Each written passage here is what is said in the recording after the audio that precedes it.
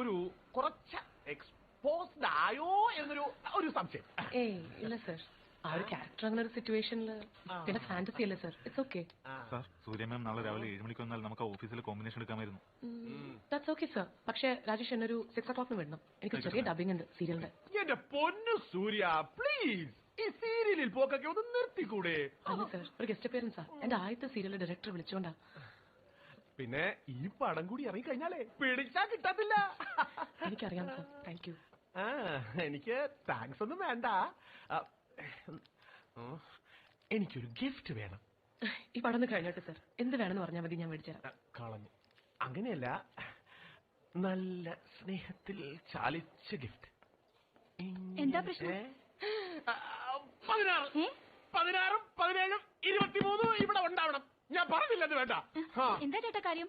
ഒരു പ്രശ്നമില്ല, ഡേറ്റിന്റെ. നീ വാ മോളെ.